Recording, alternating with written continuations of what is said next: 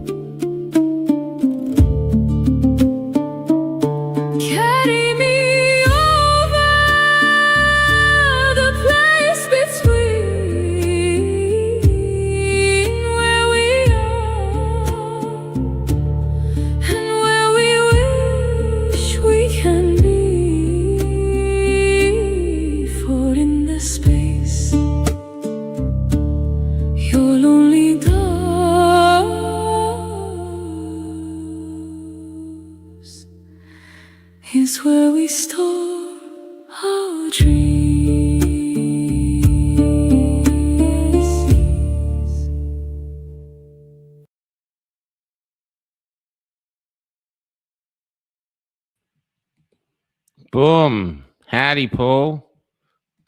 Michael. How you doing? Freedom family.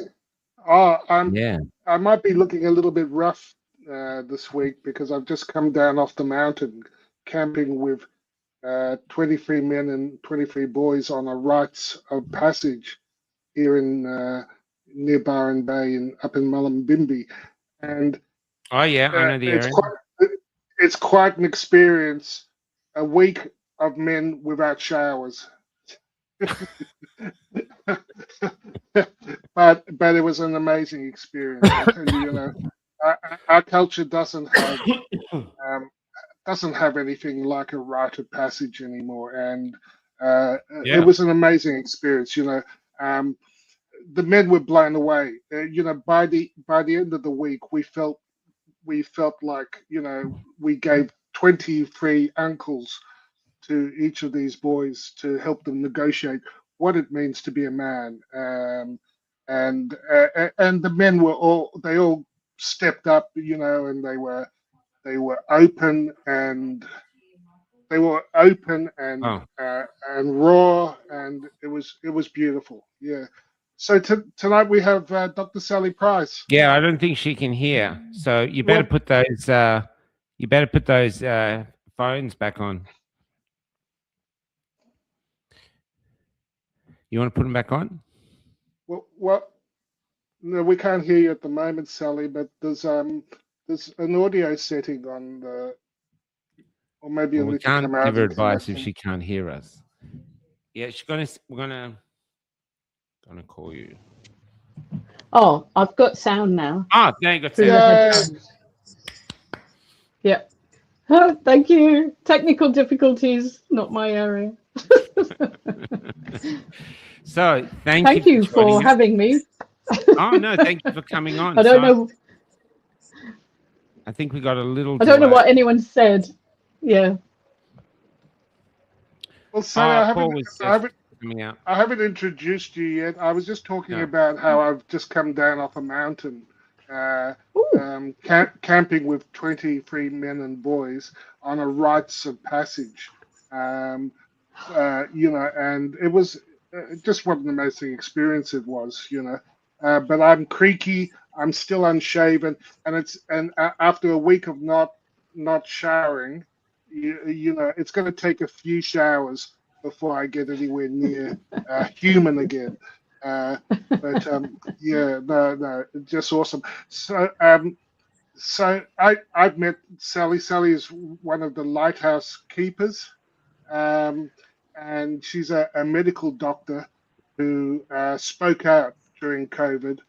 A vocal critic like myself about the response and the lack of the public efforts to promote wellness and to promote health. And you were worried about the influence of big pharma on policy and the restrictive nature of the agency's action. So you're a medical doctor. I understand you trained in St. Bart's in London, and you moved to Australia in the 1990s, and where you broadened your focus to functional medicine, and I'd like to hear an integrative medicine. And I know firsthand just how fantastic you are in that. So we look forward to hearing your insights. And of course, that also has a focus on natural medicine, and it is a different approach. And and as an allopathic doctor, I knew there was a tribe out there called functional or integrative doctors, but I didn't really understand what they did. I just knew they were a little bit different.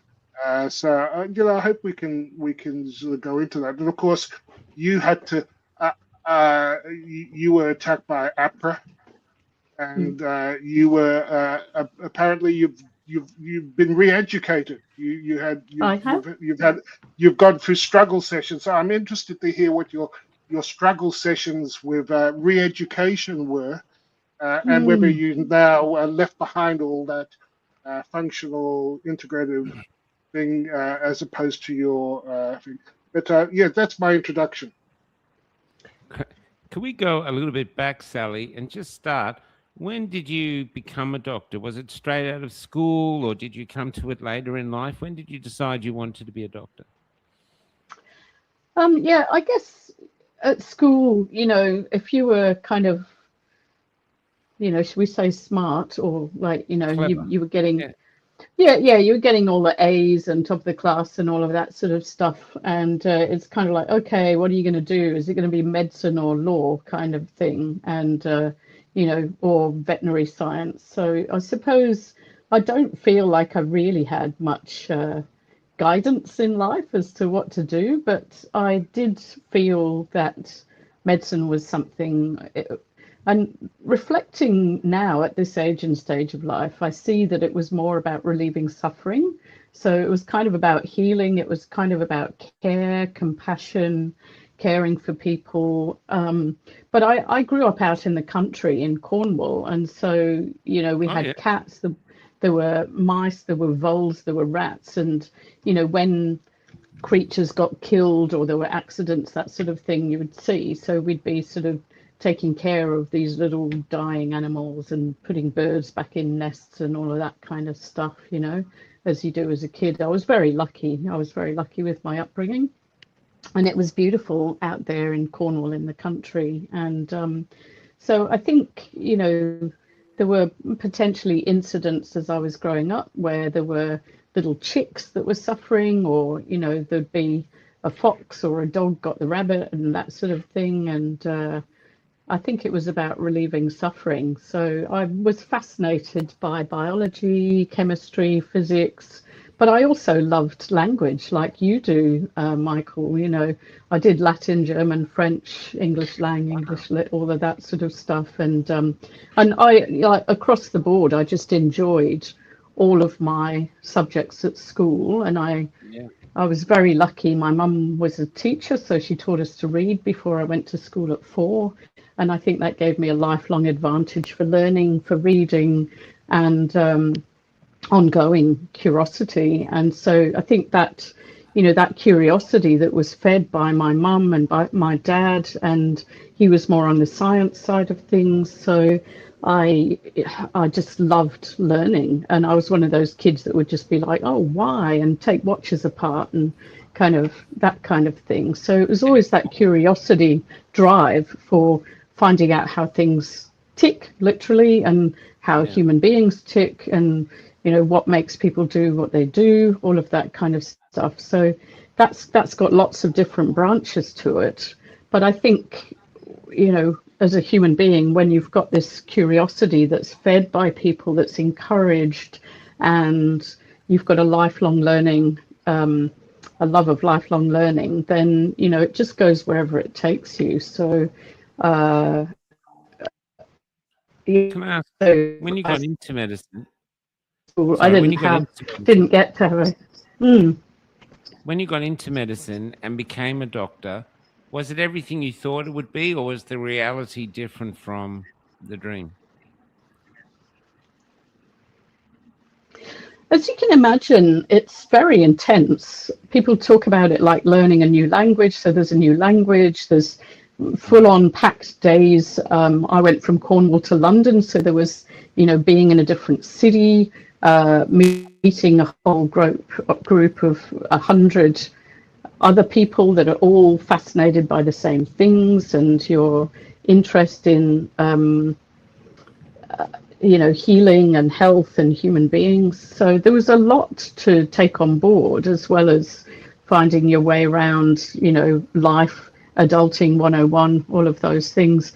So I think at that age and stage, I just went along with what we were taught, and I would have accepted pretty much what we were taught, because there was so much to learn already that I probably didn't apply the critical thinking that I have now to the learning that I was provided and offered. And to be honest, like, that worked well. Like I you know, got through those 5 years, did house jobs there. Of course, that's exhausting. People talk about it being kind of, it's a bit like being hazed in the military. You know, you're kept awake for days on end, and you're responsible for people, and you really feel it. You know, you're there, you're the first in line, and you're called all day, all night to these like human catastrophes around the place. And at any moment you're on a, you know, then it was pagers. You'd have the cardiac arrest pager, so you'd be carrying that. As soon as that went off, you just gather yourself and you're running down the corridors of the hospital for somebody with a cardiac arrest, and putting lines in, subclavicle lines, and taking blood and doing all the zapping and that kind of stuff. So there's enough to occupy you within all of that to start with. It was much later that I recognized that there was so much more to healing when I started on my Ayurvedic journey, which also happened around the time that I was having my children. So Ayurvedic medicine is one of those ancient types of medicine, a bit like traditional Chinese, where you're looking more at the person than the disease. So the standard medical system is all about the disease the person has, as opposed to the person that has the disease. And so that sort of changed tack at that point. And then I carried on that trajectory where I learnt more about hair tissue mineral analysis, minerals, vitamins, herbs, other things for healing. And at this point I'm now looking more at the precursor for the med beds, the frequency type machines and that kind of stuff. So you interviewed David Nixon a little while ago, and we're looking at the live blood analysis and where we can actually change things with frequencies, a bit like an update of the Rife type ideas, if you've come across that. So there's always more fascinating learning in this journey, and I think we're really now getting into proper full-on frequency medicine on top of all the other stuff. So did that, I've probably gone off track. Does that answer your question? I don't know. Sally, did you feel, just to follow on, did you feel that medical school prepared you for the job? I mean, early on, of course, Paul, you have your, when you're a junior, you have your house office and you have your SHOs and that sort of thing. So you feel a bit supported. I think the worst time was probably general practice, where everything's a bit more, things are a bit more loose, and you've got people with things that aren't diseases yet. And what I recognized was, in Western medicine, like, you've either got the checklist and you've got the disease and then you've got the drug or the treatment, whereas in Ayurvedic and traditional Chinese medicine, you've got this whole spectrum of precursors. So the Ayurvedic system has 6 stages of disease, whereas the the medical industrial complex kicks in at about stage 4 to 5, where you've already got changes in the blood and so forth. Whereas a lot of the symptoms that people come to you with in general practice, like, my tummy's really gassy, I've got this funny feeling here, or this, that, and the other. Those are messages from the body that we need to attend to. And if we bring ourselves back to balance at that point, it doesn't have to become as severe as becoming a pre-disease or a disease. So, it's those approaches are quite superior in my estimation. So, when we go back to look at the past and we learn from that and we take the threads of that and then use them in our current thinking, then we can bring all of that together, I think. Why did so did they prepare me for? Yeah, no. What happened with COVID? Sorry. What was it about COVID that you suddenly decided to basically stand up against the system, which is, in your case, APRA, who are such a kind and understanding organization, with incredible tolerance. Pushes. So why did you decide to risk all you'd worked for that? What was so important about risking all of it to stand up and have your say? I think early on the naivety was that I just didn't understand how people couldn't see the pattern recognition that there was something wrong. So it was very straightforward to me, having worked in functional medicine, we all knew that there would be vitamin C, D, zinc, things that we can do. Obviously, as soon as we recognize that obesity and people with diabetes and that kind of thing made people have worse outcomes. So it was very obvious that there would have been lots of things that we could do. And so I went hunting and discussing with colleagues and all around the world. I mean, the endless amount of Zoom calls that we were on was utterly ridiculous. There was something there was emails, there was Zooms, there was just endless stuff. But equally, I couldn't see how colleagues didn't get it. But then, there were all those colleagues that never got functional and integrative medicine either. And the culture of medicine is that it's very against anything alternative. And so it was like the same thing again, if you like, that some people couldn't accept it, couldn't see it, thought it was weird. But very early on, I thought, well, there's got to be these things that we could do. And with a colleague, we wrote a newsletter that we sent out to all our patients. And then we were told not to talk about the immune system by APRA and the medical board. And that seemed like a weird thing that, here you are, you're a doctor, don't talk about the immune system. Like, what other system are you going to cut out for us not to talk about? It was just very strange, and so I felt like, interrupt. Were you told not to talk about the immune system? Yes. There was messages, there was emails coming around from, I don't know if it was the RACGP, I don't know if it was, but I'm pretty sure it was the medical board or APRA saying you can't tell your patients to boost their immune system. It's bizarre, isn't it? It's yet, nonsense. As a one word.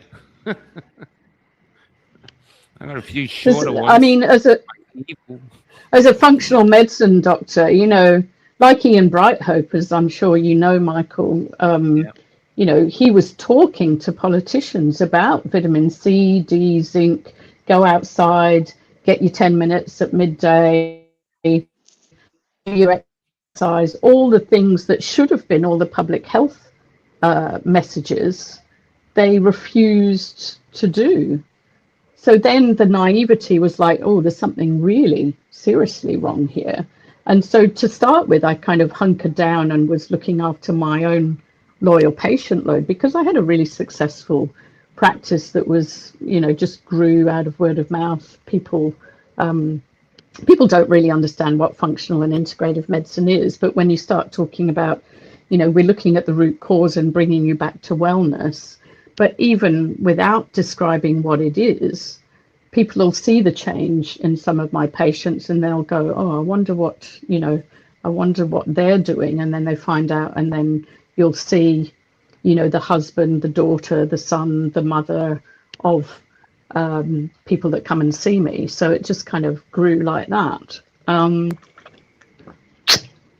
so, already knowing that there would be probably herbs that would deal with this virus, we knew that there would be things that we could do. And so, of course, we sort of told people, because I learnt hair tissue mineral analysis from Dr. Tabrizian, who, some people have heard of. And so it was important to keep your zinc up, and even knowing that loss of smell was one of the things that happened with COVID, we knew that zinc is actually important to that integrity of smelling. So, if your smell isn't working, then definitely you need more zinc. And so that's one of those little signs, little signatures that you have. And so, as things went along and things got weirder and weirder, I alerted my patients to the published data, like when the Pfizer post-marketing stuff came out and we saw what was going on there, they were forced to publish that. and all this stuff about. I mean, I had patients in my practice who needed, say, mask exemptions, and if you just the simple act of just putting in, well, Paul would know this, those oximeters, you put an oximeter on your finger, it reads what your oxygenation is, and you put a mask on your face and it goes down. So that's not good for anybody, is it? Wow. Just obvious, like really barn door obvious things, as we say in medicine, like barn door obvious things that you just wouldn't be doing to people. We're all going on all around, and I live in a little area called Fremantle, which largely is one of those kind of areas, a bit like Byron Bay, where there's less vaccination going on and people are a bit more informed and know how to look after their health, kind of thing. So I thought around this area people wouldn't be doing all the stuff, but they were. Like, they were out in the street, masking up, and weird stuff was happening. So then, I mean, all I did, the thing I got caught with APRA about was sharing some social media posts. So somebody who wasn't even a patient dobbed me in for sharing a couple of social media posts. This is somebody who's never paid me, never engaged with me, never been a patient, followed me for all my useful free kind of information, and then dobbed me into APRA. And APRA, should have just dismissed it as, some mad, I can't remember what the name for that is, but just like a irrelevant, frivolous or vexatious claims, which should be an exemption to. Yeah. So it was like a vexatious complaint, but in my naivety, I'd paid my indemnity for whatever it was, 30 years odd, and I thought, oh, this is what you use your indemnity for. So I rang them, I engaged with them. Little did I know that they're like this with APRA. So they're basically like the enforcing arm of APRA. And the end of the day was APRA demanded 4 hours of re-education. My indemnity asked for 10. 10 for re-education. Why does 10. that word sort of terrify you? Re-education. Well, re-education just smacks of. I mean, they say if you don't learn from history, you're doomed to repeat it, and so we know that from past, don't we? So it was. We said this before. But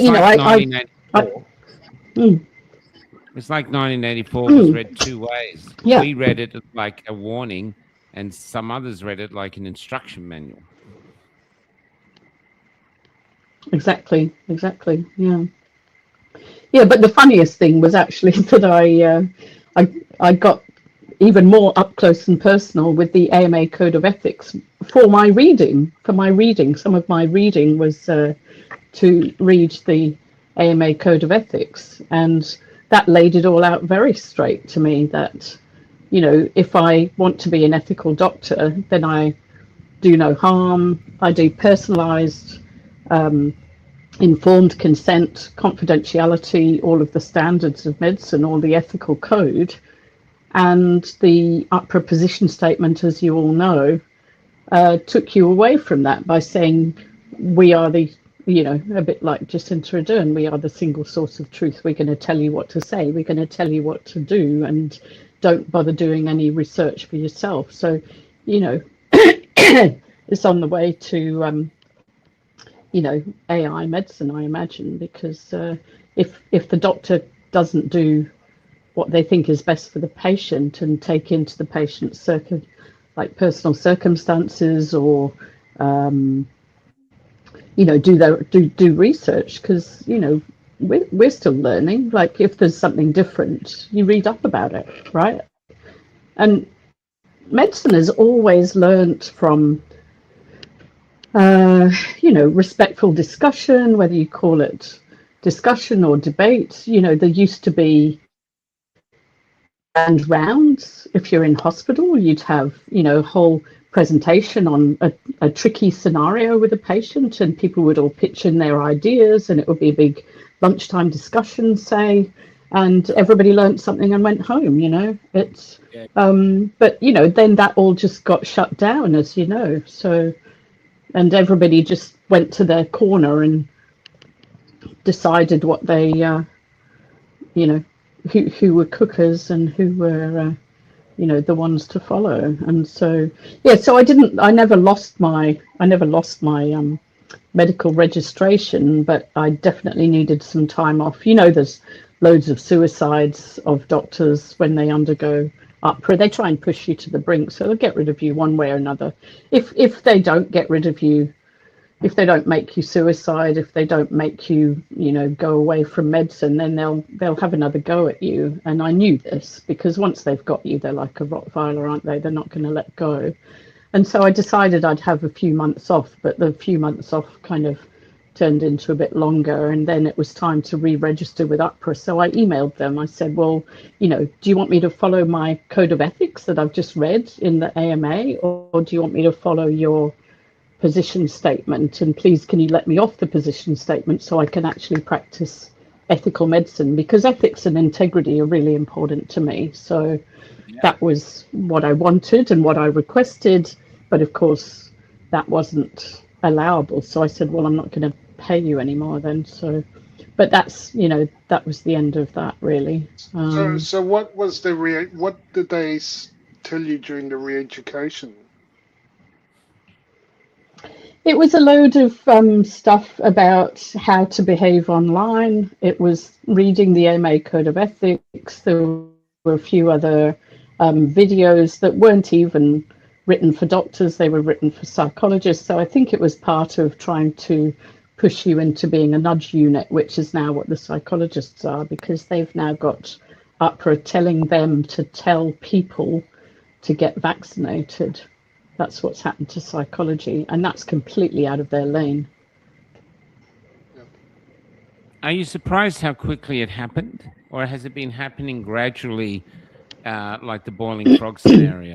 Or because I think no, it just seems to have happened so quick, and suddenly we've got all these, and not just here, we're seeing it in England, Ireland, Canada especially, and America. There's a doctor in America we've reached out to who sort of, I think he's either resigned as a doctor or whatever, but he's saying he's giving up today for the freedom of others tomorrow. But he was talking about Big Pharma allegedly was offering him $7,000 for every tweet he'd do promoting the vaccine. I'd never heard that before, you know.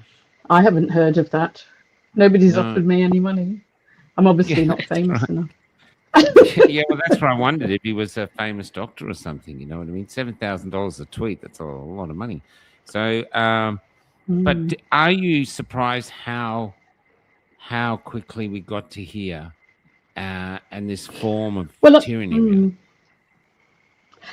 I think, having been in functional medicine for 25 years, I could see it from that perspective, because we were the pariahs in a similar way.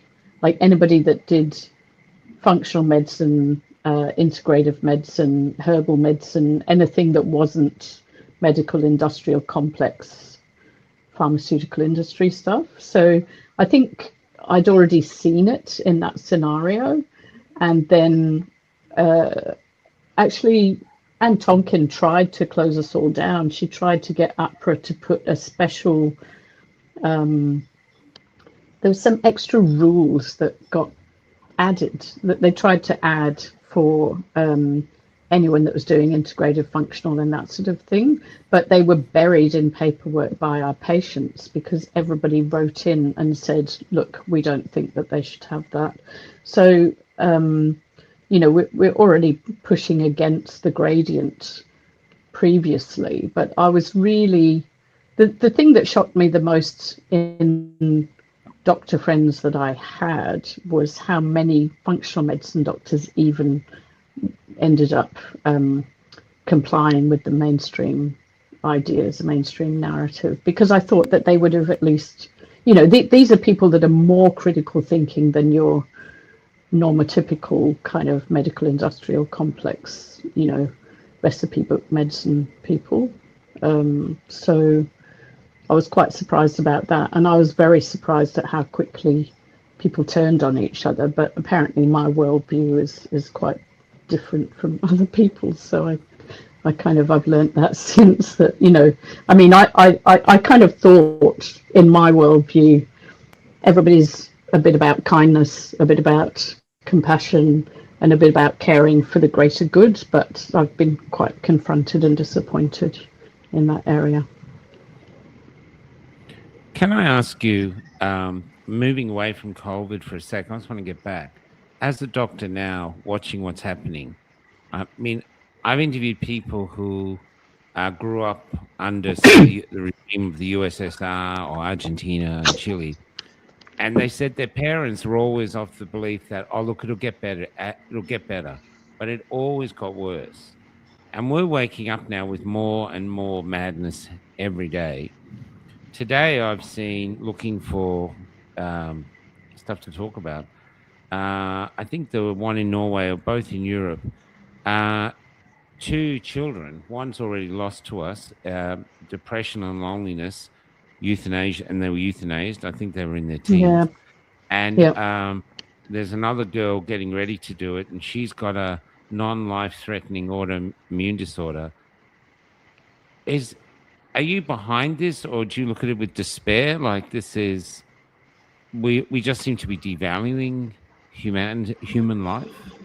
Yeah, there's so many levels of despair, and I mean, to be honest, I find it constantly confronting and traumatizing the more stuff I hear. Like, you know, there's all the stuff about, you know, the abortions up to birth. There's the people being offered MAID in Canada before they've even been, even before they've been properly assessed or even offered any real treatment. There's so much there's more in Australia. I think the medical systems, like, even though, I mean, I think there's still good people working in health, like good doctors, good nurses, good people, but, you know, they've been led astray by this whole system, and you know, people are not supported, so they don't know what they're doing. They're not been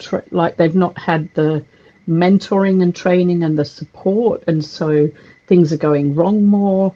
I think there's more accidental stuff. Paul and I are on some chat groups and things, and so it's just horrendous, and it's just adding more and more layers of trauma to me personally, to be honest. Like, sometimes I just have to, you know, switch off. Yeah, I just have to read some kind of uplifting book or watch something uplifting, or, you know, if you can find it, because there's none of that on Netflix, is there? So you know, like, trying to.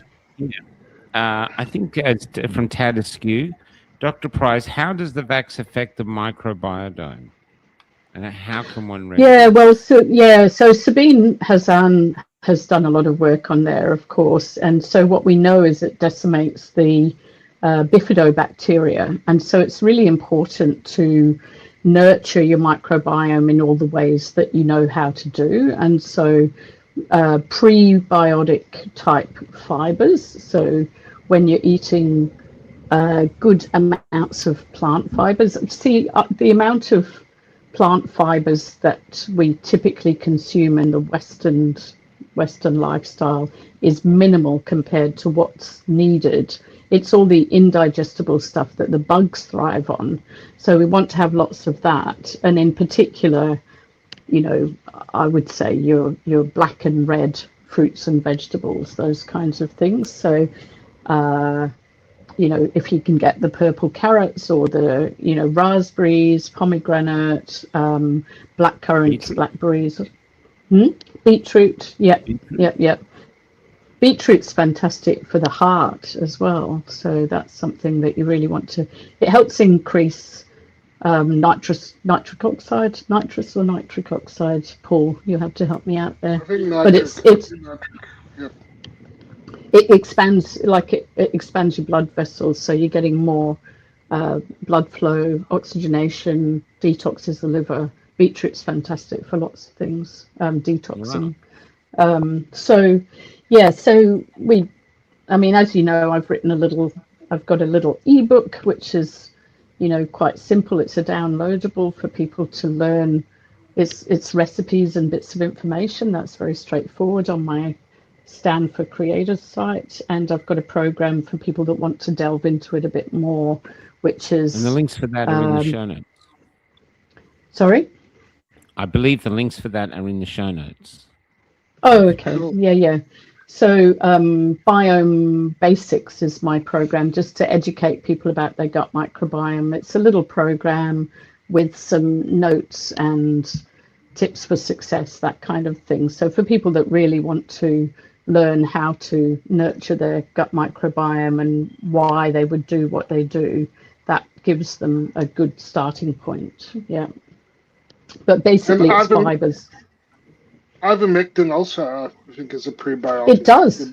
Yes. The BIF likes ivermectin. It really it's likes fascinating. It's curious. Yeah. It's fascinating, isn't it? And I mean, sorry, carry on. Oh, there's a little bit of a delay of a microsecond because of the pads, but we need them. So it's not we're talking over; it's just the delay. Yeah. I was going to. We were talking just a moment. We should come back to microbiome because it's an important topic. But we were talking about life and how it's been devalued, and I've got a very short clip here just on that topic that I saw just recently. Treasurer Jim Chalmers is being urged to consider a baby bonus to try to boost birth rates. Former PM John Howard is championing the idea. Let's get this straight. Australia has a fertility crisis, it's literally falling off the cliff. And actually at the moment, instead of paying women money to have babies, so to incentivize them to have babies, to give them a baby bonus, the Labor government, Anthony Albanese, is actually paying women over $4,200 to kill their babies late in pregnancy. Yeah. There's a late-term dead baby bonus that is being paid by this Labor government, which incentivizes killing babies. This money should be going to women who have babies, to support women who are vulnerable, to keep their babies. If you are sick of the death cult and the messed up policy making of this government, follow along, join our movement as we speak truth to these people and we fight that. So I just thought that was on topic, but so it's not just that they're even incentivizing the wrong behavior. They're incentivizing, and I worry that it's also related to harvesting the products of these babies. And that link also extends to MAID, because it wasn't long after that I noticed that the Canadians have an industry now that you pop off the depressed person, and when you harvest, they found ways of preserving the organs so that they can harvest it, and there's a lot of money in it. So have you ever anesthetized anyone, Paul, for when they do the organ harvest? Because they're not really dead, are they, when they're brain dead? It's a murky area. Well, they would say that in brain death you don't need to give an anesthetic, but I would always because they're dead, so there's no need for an anesthetic. But I would always put on some volatile anyway, because there are still reflexes. Even if you remove the brain, there's still going to be blood pressure responses and other things. So as a point of safety, I would always run a little bit, because maybe there's a lot of controversy about that. Half a dozen times, or maybe a dozen times over the years, and you know, of course, it's a gift to the people who need the transplant. It could save the act of, you know, does benefit and save lives as well. But where the issue is coming is you have to be really sure that the person you're harvesting from is dead, is brain dead. And there have been cases now where it's been suggested that again, on the same line, this imperative to get the organs, that they've been a bit fast and loose with the definitions, because you have to there is an extensive checklist where you have to make sure that they're completely free of the influence of any drugs, that they're, you know, at the right temperature, that their electrolytes are in balance, that their glucose, so anything that could possibly be hiding brain activity has been reversed. And there's been some instances where that hasn't happened. And that's to say that's an ethical breach is really understating it. It's a horror. It is a bloody horror.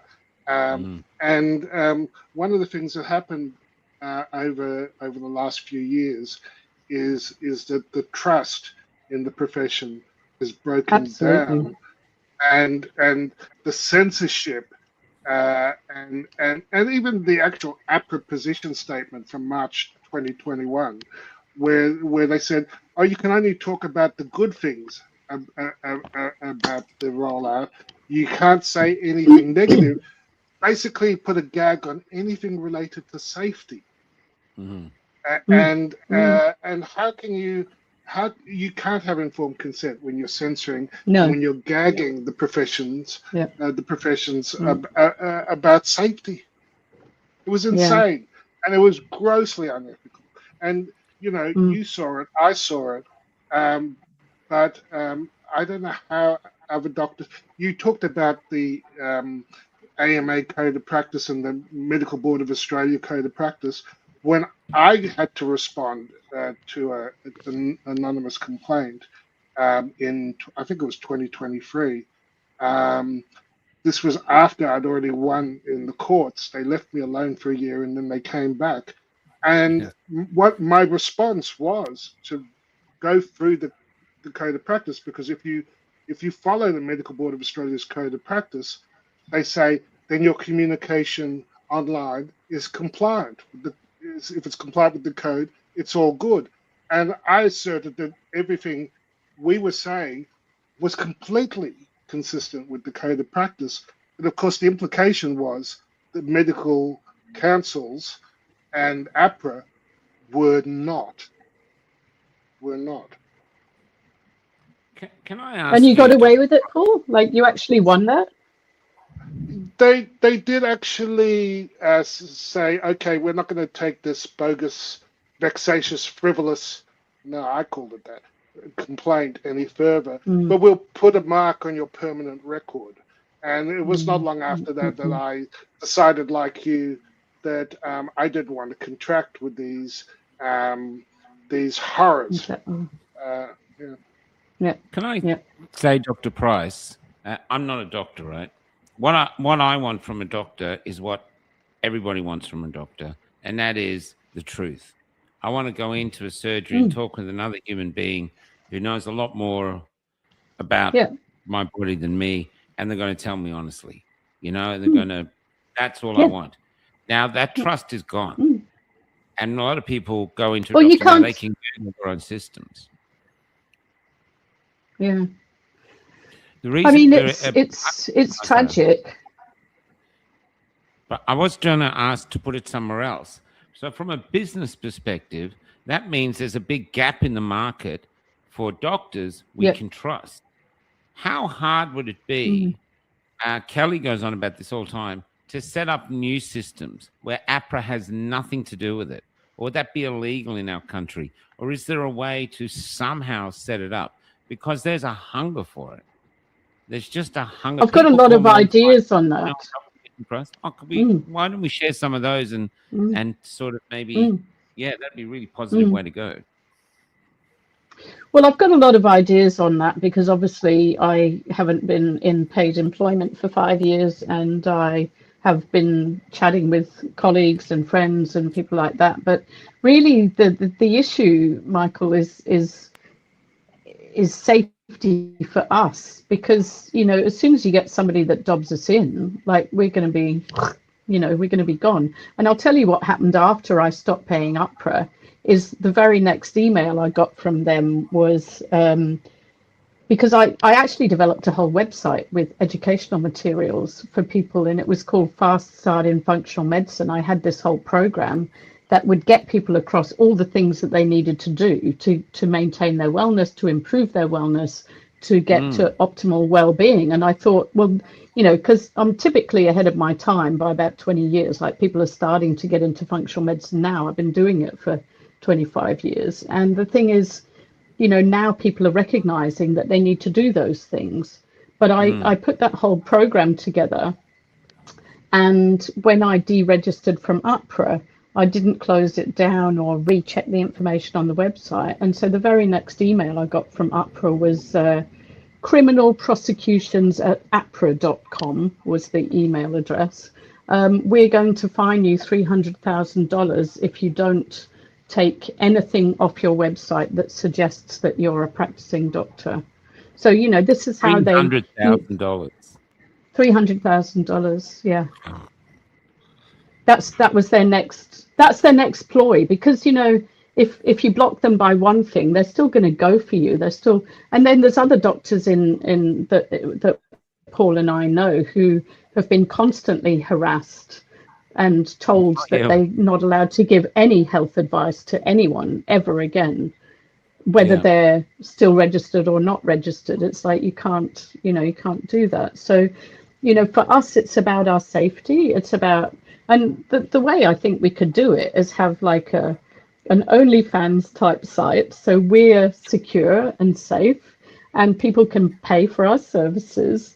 But, it's a blind sort of thing, but you get medical advice from somebody that actually knows what they're talking about, that has ethics, that has integrity, that has critical thinking, that has research skills, that know what the fuck's gone on for the last 5 years. And so, somebody could build something like that, and then we could all take it in turns and do connections that way, or something along those lines. But I just thought it was quite funny when one of my pharmacist colleagues sort of said, "Oh, why don't you do it like this?" And I thought, well, yeah, that's a confidentiality. Nobody's got your phone number, nobody's, because people are often asking for those, and I've tried all sorts of things in the last 5 years as well. Yeah. Sorry? I get contacted all the time. I'm not a doctor. Yeah. But they know. Yeah. You know that you're in touch with us. Yeah. Yeah. I've got a keypad full of underground doctors. This phone. Yeah. APRA like it. Here, APRA. Yeah. Exactly. And when you get offered 10 million for that, are you going to sell out? Because like some people will and some people won't. They would. They would. No. Yeah. And that's the hard thing about human nature. Yeah. The way you guys talk about APRA, I'm pretty sure AI could figure out an anagram which would see APRA become the Sopranos or just the mafia, because they're not interested in our health. They're just protecting product, protecting big pharma product. That's all they're for. We even interviewed a doctor from New Zealand. Do you remember him, Paul? Polly or something, and he was saying that he traced APRA back to one organization in America within sight of the Pentagon, and the tentacles go all around the world. So it's this huge thing of protecting products. Yeah, it is. And yeah, it's clear that they don't care about human beings. We're just like, it's worse than that, Michael. It's vaccination. It's like drenching sheep. It's sinister. I think it's a lot more sinister than that. Yeah. And so the thing is, but the sinister thing, 28 million people, why do we put up with it? Like the raising up in Ireland, why don't we say, hey, F off, we don't want, and if the government, I don't understand why at some point there couldn't be a groundswell movement to say, let doctors be doctors. I've got a great picture of Dr. Hobart with that, but actually let doctors be doctors, because that's what the community wants. We don't want the government in the surgery with us. We don't. We just want the doctor. Which is what you've got. Yeah, that's what you've got now. It's all gone that way. Yeah. I mean, we did that with AMPS, but it's not, you know, we need big amounts of money to actually build the new. Like, that's what I've been trying to do for the last 5 years. It's really about building the new.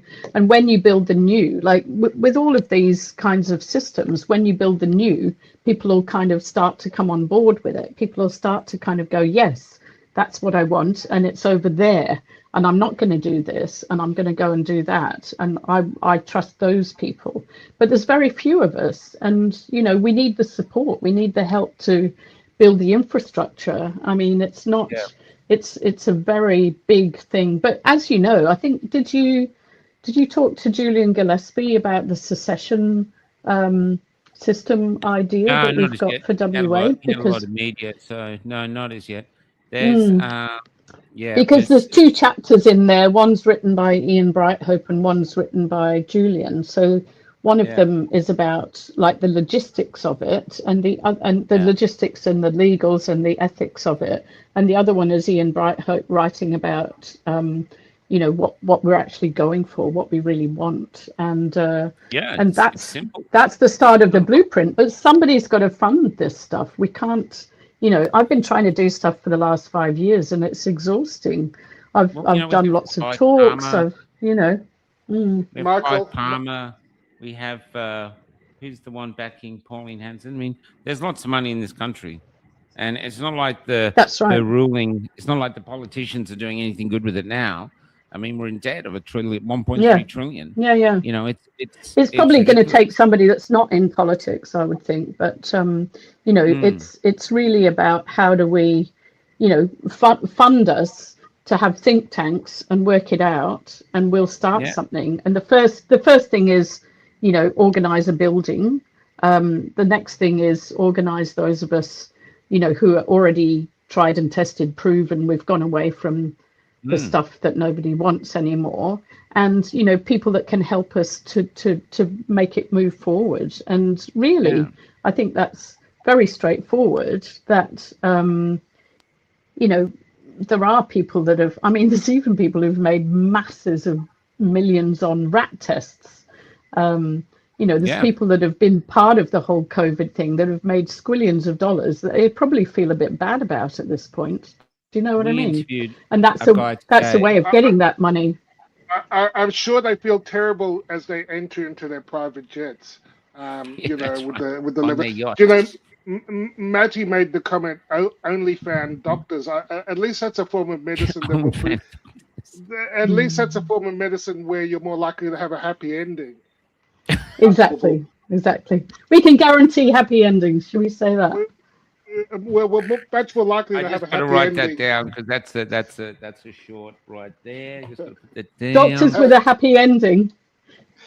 but yeah, along those, I like that idea. You know, where you've got a private channel, because it's become like that. You know, it is so difficult now to discuss anything other than the big pharma and the protocol medicine, and we've seen movements like, I think it was New Zealand.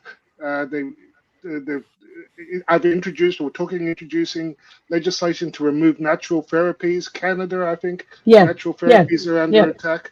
So it's literally like, someone mentioned Barbara O'Neill too. It's not just the doctors. It's she's been. It's like everyone's getting banned. Yeah, she can't work in this country apparently. She can't lecture. I've interviewed her a few times. I'm good mates with, and she's such a beautiful little thing when you meet her. And around the world, she's like Bon Jovi. She fills stadiums because everyone's mad to see her. Did you hear about the story when she was in, I think it was Dubai or one of these Arabic countries, and the police got told, oh, she's doing anti-Islamic stuff. And they came down this full auditorium to arrest her, down both sides. And when they got to the front row, there at the front row, is the royal family. They booked the whole front row, and these soldiers sort of went and backlinked. Yeah. So she's protected by this. It's an incredible time. That's the kind of backing we need. Yeah. We need that kind of backing and protection. Yeah, and even like a defiance of actually going, because listen, we've been doing this for 5-6 years now, and basically, why are we putting up with this shit? Why are we, you can't have this ivermectin because, it's completely safe, and why can't we have it? Why can't, it's getting to a point of Australians got to say it's the Australians that have got to stand up. Why do we have to do this? Why, it's ridiculous. I mean, most Australians, if you set up a small private practice saying, I tell you what would happen if, say, William Bay, Dr. Hobart, yourself, and Miley Trin, if there was a little surgery in Melbourne or Sydney, it would have lines outside of it. It would be so. Well, we need one in each state, but at this point, I'm just saying that if it started with one and was successful, there must be some legal way around it in the legalities of it. There must be there somewhere, and defiant. It's almost like underground doctors, but we need it, and people are dying everywhere. They're sick everywhere. He was still getting stories. We interviewed a woman the other day, and this is out to anyone watching. We have found a way to alter people's voices so ASION no one can trace you. No way at all. I saw that you had. So we interviewed a midwife. I sent it to Dr. Biss, actually. She's going to come back on. I forgot to tell you that, Paul. And she is saying it's happening over there. So 9 out of every 10 women that go in to give birth now are bleeding, and they can't stop. They have bleeding issues. 9 out of every 10. And that's not including calcification of the placenta and that they've never seen before, and all these other things. We are suffering, and our doctors, because they're gagged, because they just can't help us at the moment because they're so terrified of APRA. That's like us paying sort of homage to a leech. Yeah. That's what it is. Like, leech, can we please, hey, Glenn, how you doing, brother? To me, I think there's a time to actually stand up. And if the politics can't save us and the system can't save us, we need a new system. They're too invested. Well, that's exactly right. It's like an animal farm. The pigs have got their nose in the trough. You can't get them out of there. That's where we're at. So the only way is to build a new system, like to really build a new system. And that takes a lot of energy. It takes a lot of personnel. You need...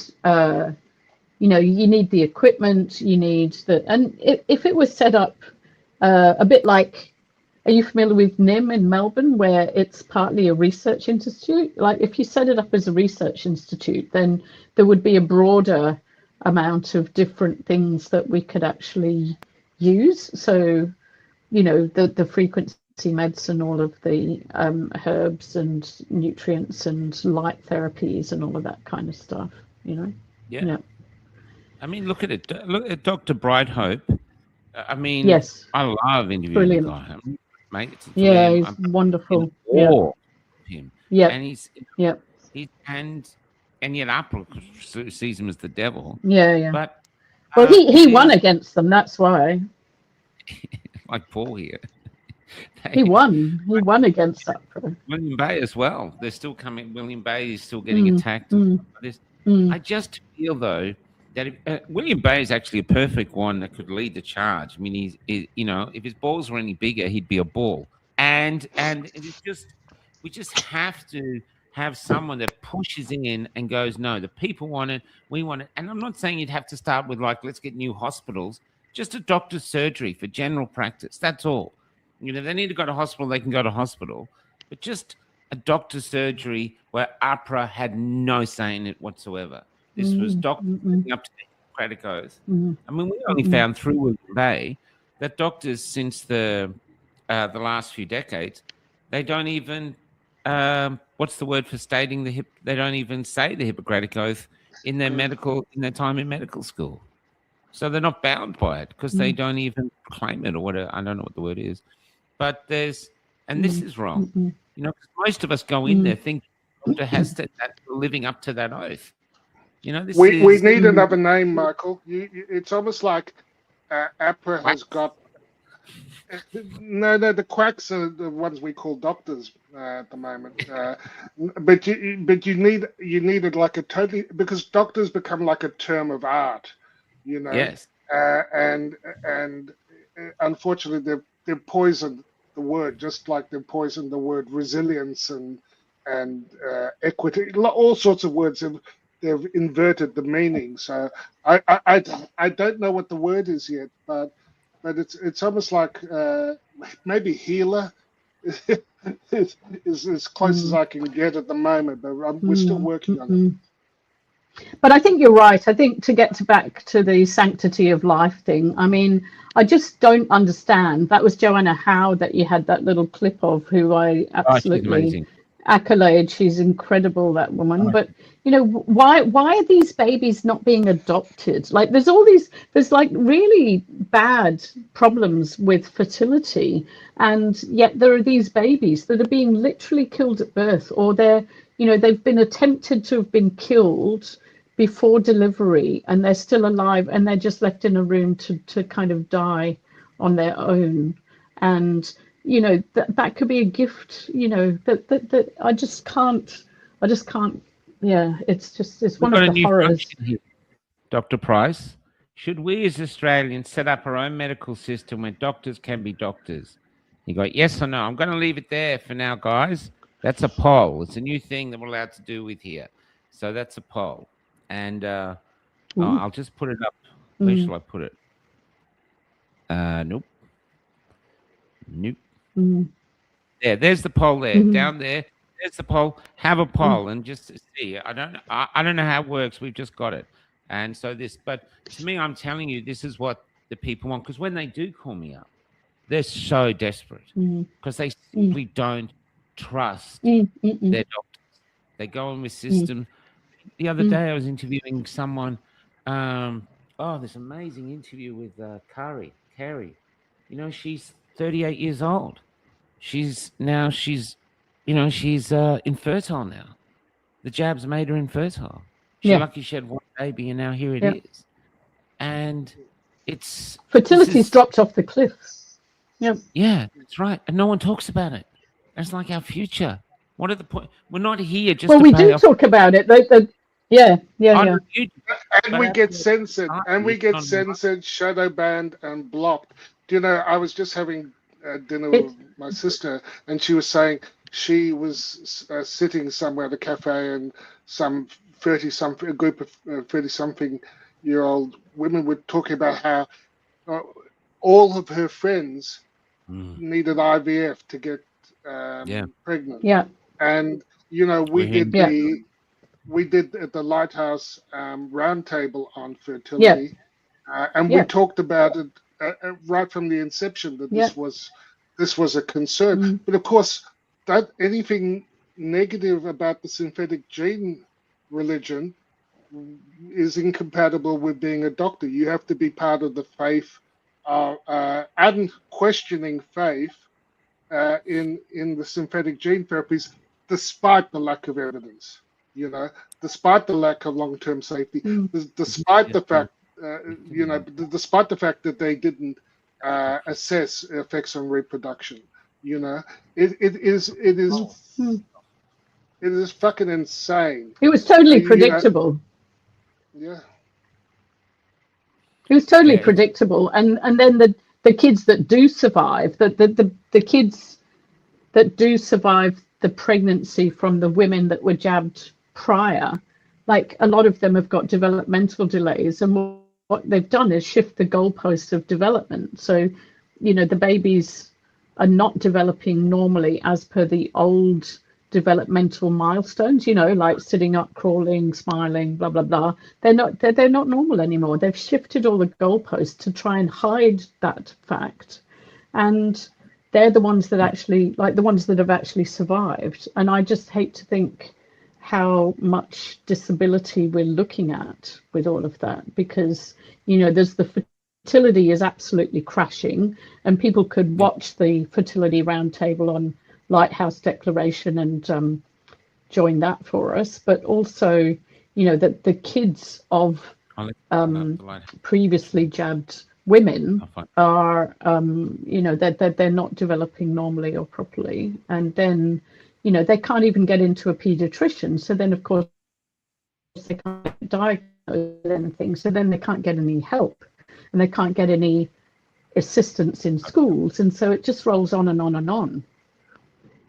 It's the other thing we're not talking also about is men, and we've got this really bizarre thing now where at one point they deny it, but at the same point they talk about it. You know, like where was I saw it where they're saying there's a they've got there's all these people on IVF, but they've got a critical shortage of sperm. You know, and so I'm just putting up the Cape Loud House. Yeah, that'll be the other OnlyFans site. Buy your own sperm. Yeah, well, we were joking early on, because we all lost our jobs. We were saying that our superannuation was going to be in our balls. Yeah. We called ourselves the Golden Balls Boys. And so it's the opposite of the Handmaid's Tale. Instead of the women being there, it's the men that are going to be like stud balls, you know.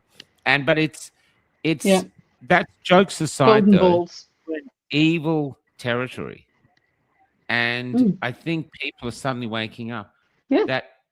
And the only thing you can do is either this was just greed, where they're trying to keep these big pharma juggernauts alive, which have a economy bigger than, say, Poland or Sweden, so they're keeping them alive no matter what, or there's something behind it.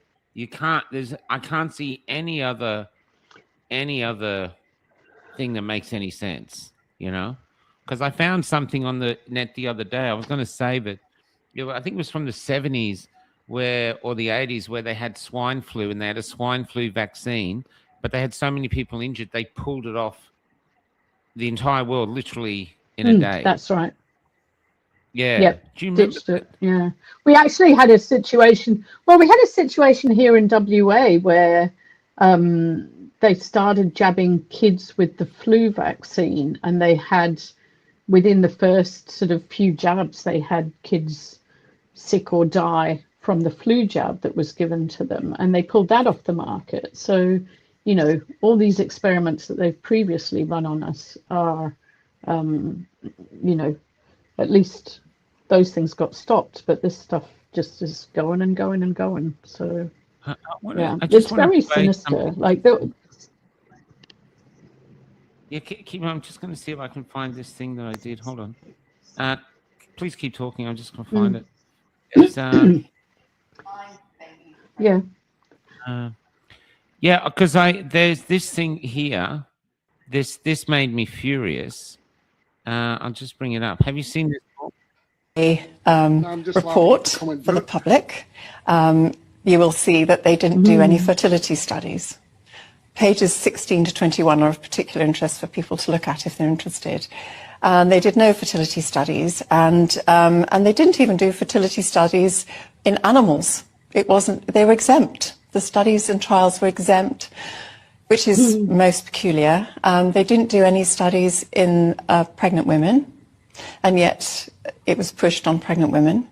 And we know from the Pfizer studies themselves that they said to the women in the studies, you must not get pregnant, you must use contraception, you mustn't get pregnant under any circumstances. And human nature being what it is, 25 women did get pregnant. And out of the 25 pregnancies, there were 15 miscarriages, which means that's 58% miscarriage rate for women who were vaccinated and became pregnant. And out of the 9 babies that were born, 5 had congenital abnormalities. So this is a complete disaster, absolute disaster. And we've seen miscarriage and stillborn baby rates go up enormously, actually. In Scotland, the normal rate is 2 in 1,000, and it's gone up to 4.9 in 1,000, which is the highest level for over 10 years. I'm just going to say that's the academic version. But this is the woman I interviewed the other day, Paul. This week, you probably haven't seen this. And this is how it is on the street. This poor woman, It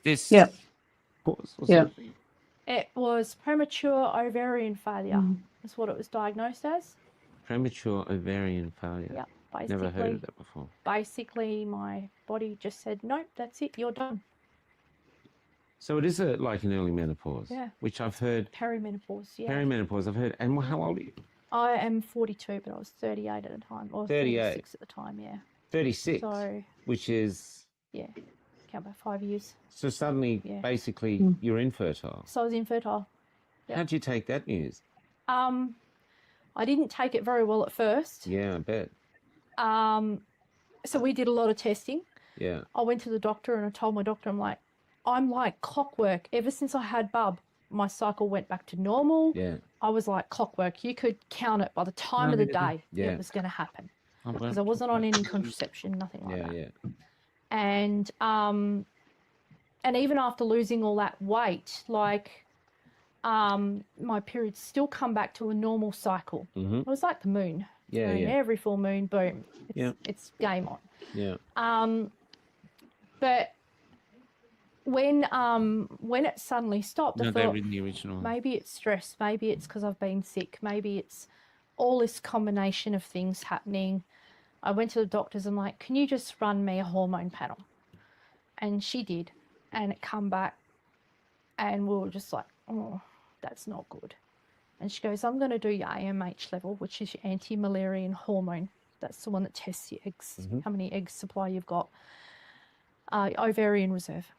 And it had dropped from the previous time we did it with bub. It had dropped to non-existent. Wow. And you know, Paul, that isn't just for anybody that's listening. Some people still get pregnant even if their AMH is really not showing. So even though that is a useful test, it's not impossible to get pregnant. And I think if you re-nourish yourself and if you actually ensure things like your zinc and your iodine and all of that stuff is working sometimes. But yeah, look, it's a shit show out there with all of that stuff. We've been told 18-year-olds have been told, I've met the parents that their daughters at 18 and they have the eggs of a 35 or a 38-year-old. You know, that's the supply. I'm sure men out there probably haven't been tested. They'll probably get tested by, I'm guessing, knowing how men are, that the woman will want to get pregnant, and then if it doesn't, they'll get the men tested, and that'll be another shitstorm coming through. But you can I tell you now, that is a shitstorm because David Nixon, we've already in one of the groups we're discussing that, and they did a sperm sample with live blood analysis of somebody who's unjabbed, healthy, normal young male, and like the sperm are just like not going anywhere. Oh my Lord! David's wanting to come on. There may be a reason to get him on this week then. Until I can see if you're watching, David, I'll get you on. But to show you how the horror gets, you have all these stats and stuff. But I was in a post office the other day, and I saw something that I realized I hadn't seen in a while, and it was a brand spanking new baby. And you're going towards it like there's this holy thing.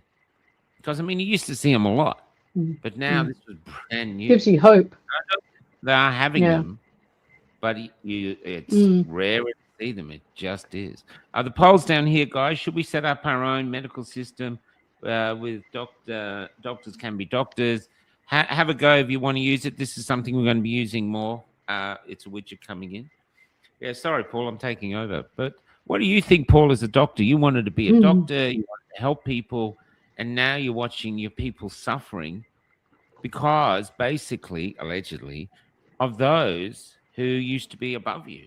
You know what I mean? How do you cope with that? I've been watching just this ocean, a tsunami of needless suffering, and I don't think it was an accident. I mean, you know, one thing, two things, but by the time you get up to several thousand things, it's just the opposite of what they should be doing. They cared about the population. It just doesn't make sense. So I think it's by design. But it's it's been going on for so long now, and you know, even in the last week, I've talked to people who have had cancers, and you know, so the fertility, the cancers, just you know, the clots, the cardiovascular, the strokes, the heart attacks. Dr. Tina Pierce, in that interview, she said there were no animals. I seem to recall that there were 5 or 8 rats studied in a lab somewhere, and I think one of them had rib abnormalities, and they stopped there. So you know, so yeah, you know, it's a bit like with the Hep B, you know, that Rosie Marshall talks about. They did they study it? Did they do a trial? 147 babies that they studied for 5 days, and then they go on to give it to millions and billions of babies on their first day of life. So like, oh yes, we studied it. When you study it you know, it's ridiculous. And if you look at the work of Aaron Siri and books like Turtles All the Way Down, you know, that's the real concern, that you've got a class of drug where they didn't use placebo, inert placebo controls, you know, and it's the only thing. It's the only thing, and it happens to be this one type of medicine which is called a vaccine. And I think Aaron Siri nailed it when he said he defines a vaccine as something that the government gives liability to. So they could be giving you sarin gas, and if they labeled it a vaccine, it would be safe and effective and completely free of liability. You know, so vaccines aren't what people think they are. You know, it's become something. It's become something far more sinister, and that's why I wouldn't be recommending anyone have something that they call a vaccine, which is a government-imposed and big pharma-imposed product, which is free of any legal redress. And then you add on to that what we've seen over COVID with censorship and attacks of people raising any sort of safety issue, and it goes well beyond incompetence. It's something very sinister. And you know what we were talking about earlier about, you know, to find a doctor who is ethical, who has spoken out, who they're hard to find. I mean, you'd think it's a contradiction. You can't be both. Yeah. There's very few left. I mean, we just don't. Yeah, who are still registered. I mean, I'm sure they're out there, but it's not something that even I can share easily, because they're like the you know, they're like the Christians in a, you know, underground community that are being literally attacked, hounded, and always a hair's breadth away from being denounced as a witch and burnt at the stake. Yeah, in terms heretics. of their career.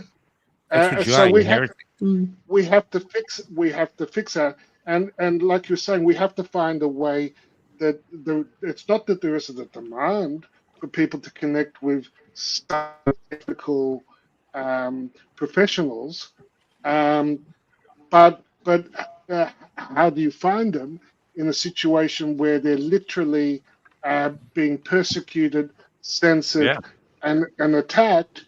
It's very, very hard, because I'd like to be able to, you know, someone says, oh, I want a cardiologist, or I want a cancer specialist, or I want a fertility specialist that actually hasn't been brain rotted by the cognitive warfare. And it's very difficult. And so you have to end the censorship, and you have to find a way that the community, because I'm sure there's demand, where they can safely reach these class of professionals, and we can't call them doctors anymore. I think I saw a response, independent health carers, and I think, you know, that's a good one. I like that. You know, something like that. Do you have any other ideas, Sally, about how? Before you go on, I got sent this the other day. I'd never heard of this. And it was from 1968 with the Vaccine Injury Act. And it's from the US Congress. And they're talking quite openly about the measles vaccine. I've just got to see it here. I meant to do a thing on this. This is from a lawyer. And in it, when the measles vaccine was introduced in the 1960s, the US public health authorities openly acknowledged that measles was widely regarded in the United States as an ordinary childhood illness. The prevailing view was described by the US Public Health Service in the following times. Measles was often welcomed as a guarantee of lifetime immunity. And we have the PDF for that. It's seen as trivial and basically a disease of childhood. So this is that they were saying this in Congress. So now they go, oh, there's a measles outbreak there. I interviewed a funeral director in a tiny town. He'd been the funeral director for 50 years. He was 90 years old when I interviewed him. And he said in the interview, he goes, do you know how in 50 years, how many children I buried who died of measles? 0. Yes. So well, I remember the Brady Bunch episode where all the kids went and got measles, and it was like, it wasn't measles like the end of the world. Measles party. I got measles the old-fashioned way when I was a kid, and I survived. And isn't there a research that it actually has health benefits having natural immunity to measles? It is protective in ways that the injected form of immunity isn't. You know, so but you can't talk about these things and not be declared. You can't even consider these things. You know. I wonder how much autism was around in 1968 before they, you know. I reckon that's a very big discussion, that one. Yeah, well, this discussions we got to have. I mean, they cancelled this anyway. They can't cancel you, doctor. Otherwise, you bounce back into life. They can't keep cancelling you. You know what I mean? There's a limit. Yeah. But these discussions we have to have, and we have to have them now. Yeah. And we can't just can't be scared because our people are dying, and it all comes down to this one core belief that people have that they can inject health. That's it. That's their one core belief that is wrong. You know, I think it's a time for this, even campaigns of getting out of saying, well, how do we do it? There must be clever people out there who, lawyers, barristers, I mean, Julian Gillespie is one, but others who could actually, well, how can we do this? How can we set up? I mean, you're saying we need the money. I reckon you could crowdfund it. Go to Australia, we're setting up our own surgery. We've got these doctors been kicked out of APRA. We're using this system, which these lawyers have said they can't touch us on, and we need this much money. Can we get a GoFundMe? I mean, that actor in America, Mickey Rourke, he had a GoFundMe because he couldn't pay his rent because he probably shoved it up all his nose. I reckon we could fund it, and it's the people going, we're taking back our health. We can't trust those above us. They're business people. This. It's just it's a business. Vaccines are a business that they've carefully and cleverly wrapped up in a fake dogma, and the prayer of that fake dogma is safe and effective, and it's effing not. You know, they're the heretics. You know, that's the reality. I mean, I didn't even learn about my immune system until I was talking to Dr. Oosterhuis. And early on, when we started going on, he talked about the miracle of our immune system and the different levels and in the mucus here and it's incredible. We're not even taught how miraculous we are. You know, it's almost taught like, oh, you're here, but you're like, you know, you're not going to be able to cope unless your veins are full of our shit. You know what I mean? This planet will eat you up. It's deadlier than Mars. But I mean, you know, nobody's really taught how to look after themselves. Like, you're given this human body, right? And it's the most incredible instrument that can heal all sorts of things. And what you need to learn is how to support it, what's needed, how your personal body runs. It's like you wouldn't buy, you know, a vehicle, a Ferrari, a motorbike, a Mack truck, and not know what kind of fuel goes in it, where to put the oil, what to do with it, that kind of stuff. Do you know what I mean? Like, you don't buy stuff and not learn at least the basics of how to run it. But, you know, not in school, not in high school, not in university. Nobody learns how to look after this incredible healing instrument. And that's, you know, that's where I've been attempting to intervene. It's like, you know, look after your gut microbiome. That is first and foremost. That's a major thing. You know, look after your nutrient capacities, maybe do a hair tissue mineral analysis, learn which nutrients you need personally, learn how your personal body runs, when's the best time to exercise, what night and day, what chronobiology you need, learn, you know, how to balance your nervous system, what works for you, you know, is it running or is it meditation? Is it a dip in a cold bath? Is it heat? You know, like, learn how to run your own instrument, that kind of stuff. Sally, I put, funnily enough, at the rites of passage, the boys were. Let's leave it there for a sec. I'm going to ask them. The boys were. We looked at PMAs as well. They were dumped in an ice bath, which I thought was very good. Like you say, there are definite health benefits to cold therapy. Tell us what have you? I know. There's a question there for both you too. Private members associations has been used, so where it's a contract based relationship between the independent health carer and the person seeking advice. What have you heard about that, Sally? Yeah, look, I've looked over the last 5 years. I've looked into lots of things, and I did look into that, and I did look at, you know, making a page that's a contract that has those kind of words and that kind of stuff. I don't know if it holds water. Like, I have looked at those kinds of ideas, and I guess, you know, that's why the whole thing's been so slow, because starting again from scratch and trying to do that stuff. You know, personally, I'm saying I'm a coach because I can be a coach. I can be a nutritional coach. I can educate people. So now I'm an educator, and that's how I've, you know, set up my stand site. I'm an educator. I can teach about the gut microbiome. So, you know, there are things that, you know, can be done in those kinds of ways.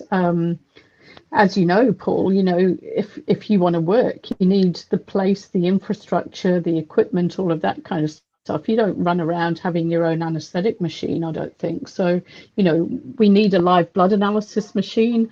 I'm looking into this frequency scenario that is like a mat that has frequencies, and they're actually turning around non-verbal autism with these kinds of things. But it's going to cost me 25 grand to go to Italy to like learn to use it, and then to bring one back here to start that kind of business. So, you know, there are things that we can do if anybody's prepared to sort of help with the logistics and the financial input for those kinds of things. There's all sorts of things outside of medical industrial complex medicine, and you know, I can't do it on my own. You can't do it on your own. We need that, you know, like a live blood analysis machine, VLA, these frequency devices, and then, you know, you could sort of have people running the clinic. People come in, okay, you need this person, go and get that advice. People will need coaches, they'll need the hand holding, they'll need the people to help them to stay on track, to actually do the things that we say need doing, you know, because we all need that bit of help and support. And especially when everybody's got complex PTSD and they're all, you know, everybody's nervous system is out of balance. You know, we've got to bring all of that back into normal. Right. It's holistic care. Yeah, there's so much in that. Like, mental health is gone. Whew, what can I say? There's so many, like, young adults suiciding is my biggest concern at the moment. Like, I you know, I've had so many conversations, and, you know, there's so much doom and gloom that the very people that should be, you know, the young adults that would normally be the ones that rise up against the structures, as you know, Michael, typically you get the young adults, and they're the ones that actually shape the tree, that kind of get the revolution going and that sort of thing.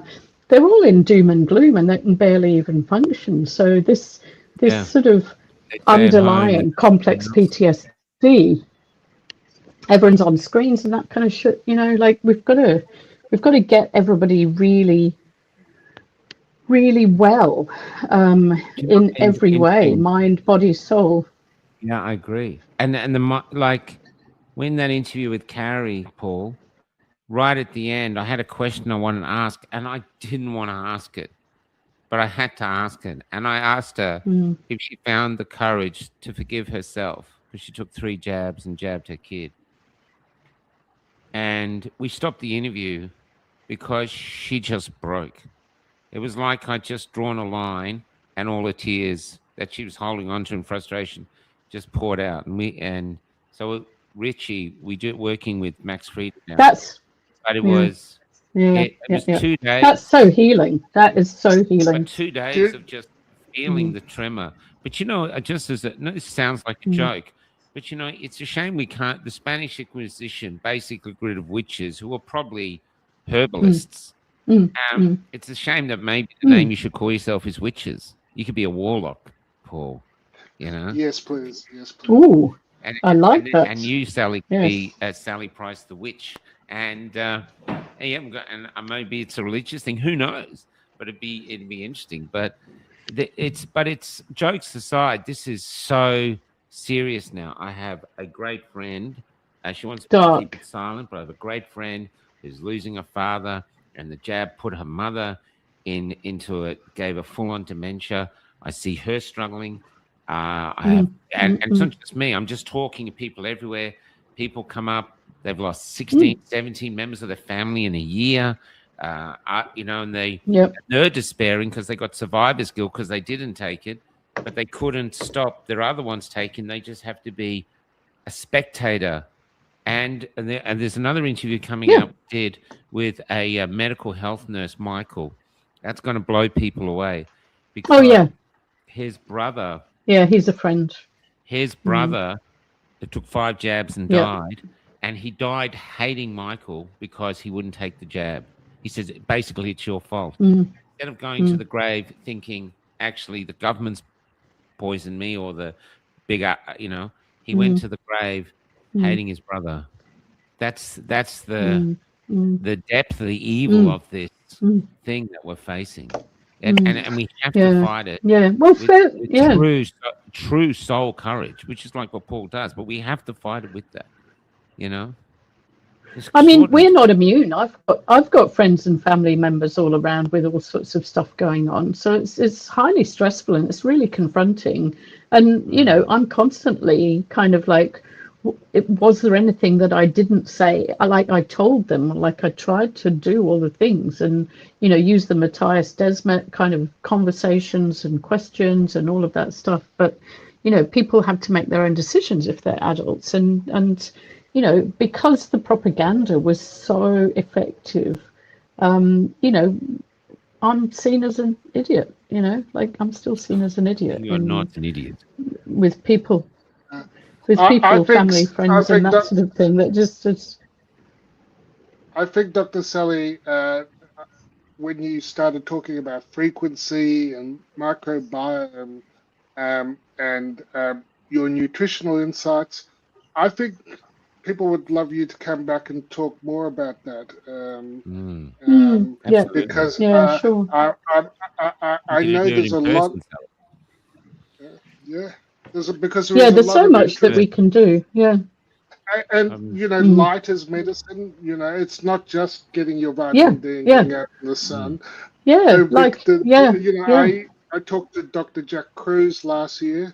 And, he's brilliant. You know, his insights, and when I was first reading it, I was going, no one's talking about this whole new emerging branch of medicine, and there are some who are orthodox, even I think still jab pushers like Dr. Salt, from Medcram fame, but Andrew Huberman and others have picked up on parts of it, of litotherapy. But there is in this underground medicine movement an emerging new paradigm towards health, which I think people will be fascinated about. So we should, I've been in that area for such a long time. I'd love to. I mean, we've barely scratched the surface, and even though I haven't been practicing for the last 5 years, I've still been staying on track with things and learning new things, because I just love learning, and that's why I've now sort of gone even further ahead to look at these frequency things and all of that. I mean, I was already doing hair tissue mineral analysis, gut microbiome, DNA SNP testing, and all of that sort of stuff. But I think the frequency stuff is going to bypass all of that. So actually, we can really jump straight to some really good treatments if I could go and do that training and bring that back to Perth. It's really exciting, and it fits in with, there's all the basic stuff everyone needs to do, earthing, sunlight exposure, eat, what actually works for your body rather than what you think you like, fasting or time restricted eating, all the things, there's all the things that people can do anyway.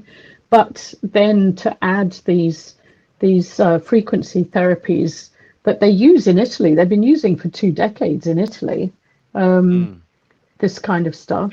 So it's got real hope. I know I have my friend Marie watching, and she's Italian, and she's got an interest in these devices, and I'm sure she's cheering in the background. So lots of devices. Oh, good. Good. Well, you should link me up. You know what I think you should start before this? You guys are doctors, so you're in and but you have to walk in other people's shoes. We have been de-educated. We don't know how our body works. Imagine if you came up with small rants. I can show you how to do both of you, where it was like 5 or 10 minutes where you're explaining how miraculous our body is, because everyone feels worthless. That whole system from every way, climate change, you're killing the planet, you're racist, you're homophobe, you're anti everything. There's I think little things that come out. This is how miraculous your body is. Because Paul, when you told me about the immune system, I thought it was just white blood cells. I thought that was it. I thought there was nothing else. I thought that was like the only cab on the rank. But it's not like that. It's multifaceted, and it's in us, and even other things of what the body does. So people realize their body is insanely impossible, but it's here. It's incredible. You are a walking miracle. And then trying to get that up and say, but as you get older, like me, since my heart attack now, I'm like, it's like I have an old Tirana, and now I actually do the greasing and the oiling, where before I didn't give a shit, you know what I mean? But I drive along going, what's that? Oh, that sounds okay. But I want to learn now, because, it's realizing it ripped me open. They took veins from my leg. They bypassed things in and I don't know how long. I might die tomorrow or next few years. But the thing is, and then they put me back together. I got staph infection, and my body got over all of it. And now here I am back in the trenches. It's incredible. It is incredible. It is just. It's wild. It's wild. It is. Michael, the technology made that possible. But any doctor will tell you that although they did the plumbing and the physical surgery, it was your body that actually made it heal. That actually, the doctors didn't do that. They just created the circumstances that allowed the body to heal. But absolutely, it's always your body that heals. And what just something that came to my mind was that one of the most sensitive things, even today, with respect to those injections that they coerced the population into, is the effects on the immune system.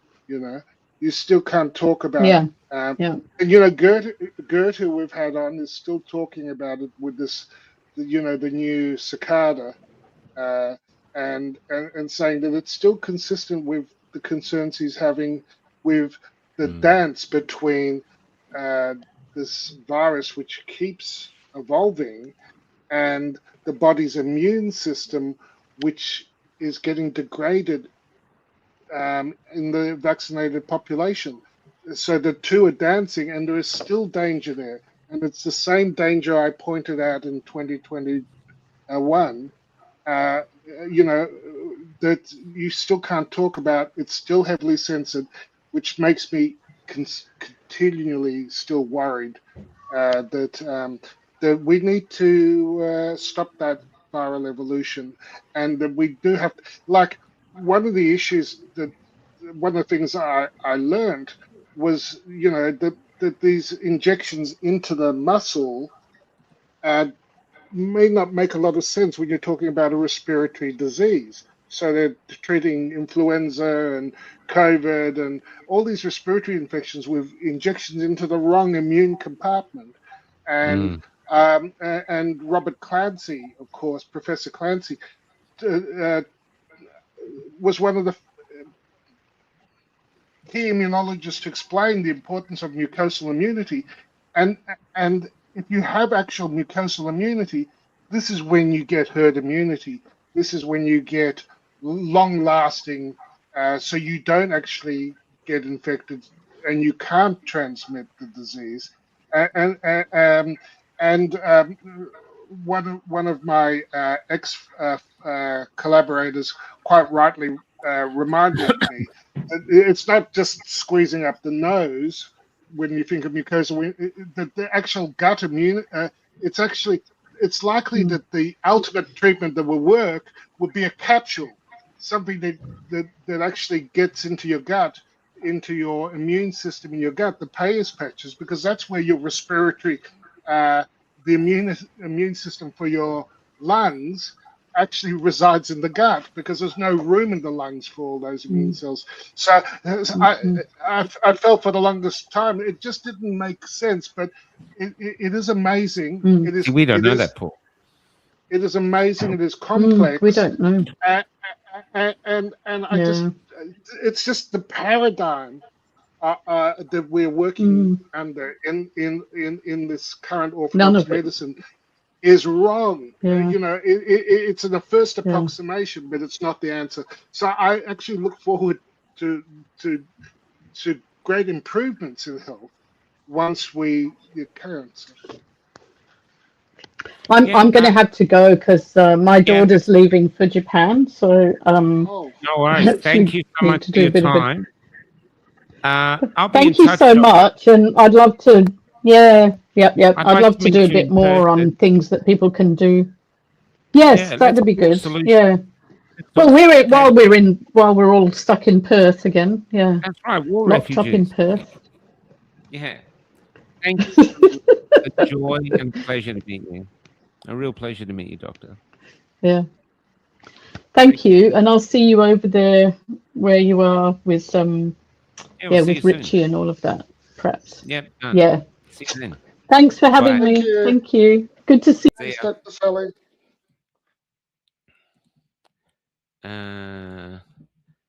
Wow. Yeah.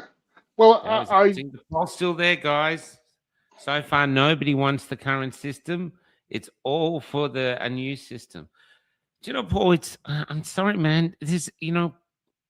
Business is basically, there's a need in the market. It gets plugged by a new business. You get rid of all the ideology, all the regulation, and there is a huge gap in the market that could make a lot of money for whoever did it and still give the people what they want. And the people want doctors.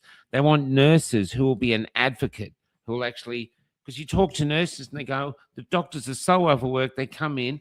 The nurses who I've interviewed go, they want to be an advocate in case the doctor makes a mistake, just like, and they can't be that now, they say. They just got to stay silent. It is fundamentally broken, the health system. I'm not saying that the plumbing bad, the hospital, but we have issues and we have the capability to fix it. I mean, our forefathers and mothers built this land, as Alison Beveridge says, by digging bricks out of the rock. And we saw a house the other day on the side of the road in South Australia. Or was it here? I can't remember. But it was, you could see that they'd made the bricks out of the very tough land they were in. We can build. We're builders. We're fixers. We've just got to get this bondage off us, which is the regulation and a too big a government who doesn't care about us. They think they do, but they don't.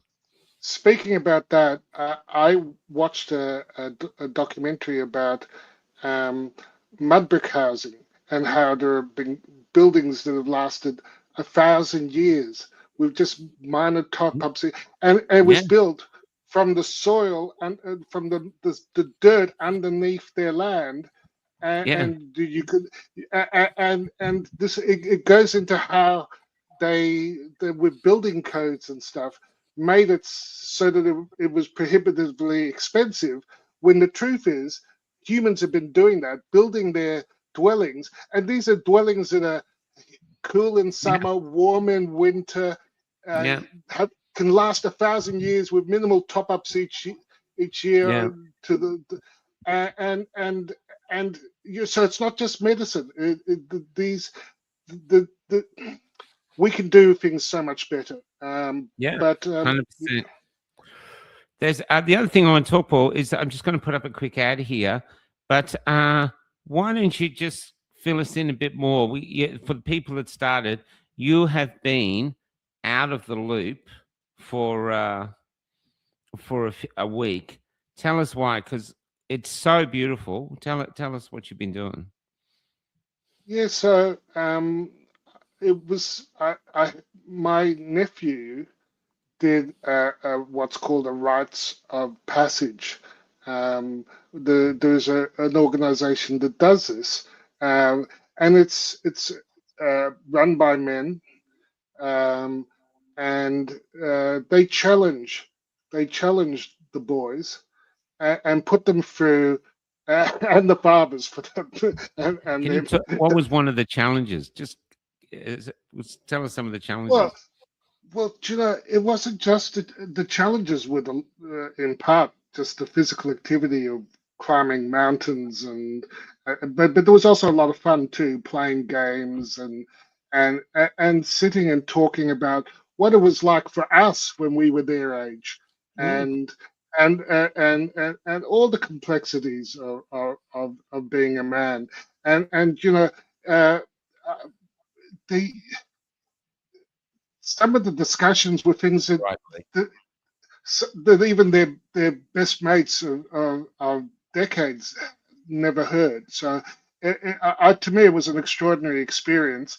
It was, you know, hard, you know, the long days and stuff, but there was also a lot of fun, and there was such an incredible feeling of fellowship between the group. I found it quite astounding.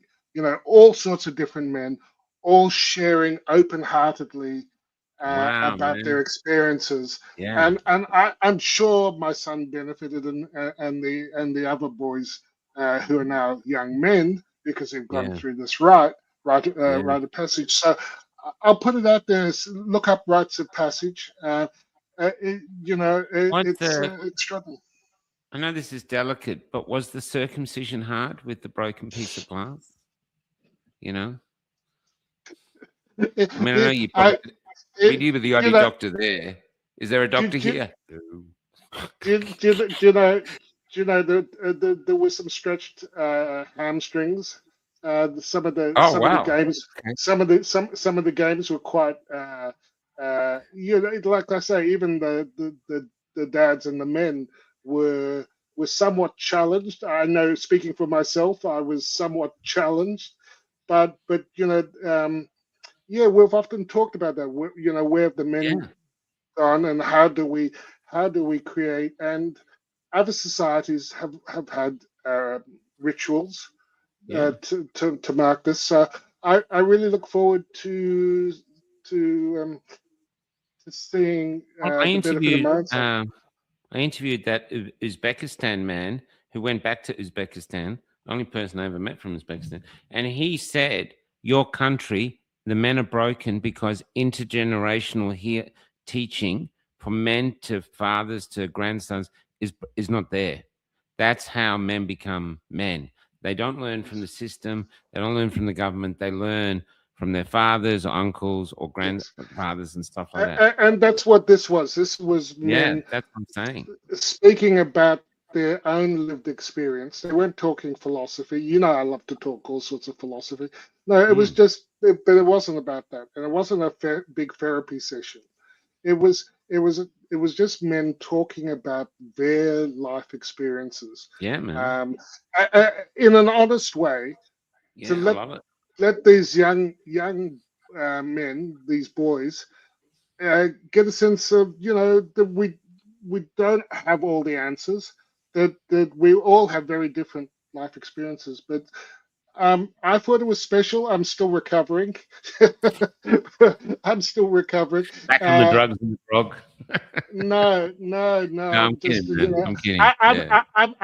I'm happy just, you know, to have a shower and a bed. Honestly, after a week of camping. And a week with your son. I think that is. I remember we were touring a play once, and I spent 3 days with my son. He was helping me do the stagehand, and he did all the electrics, and he was just figuring, you know, I remember we were in one theater in a country town and we had no lights, and I just didn't know what to do.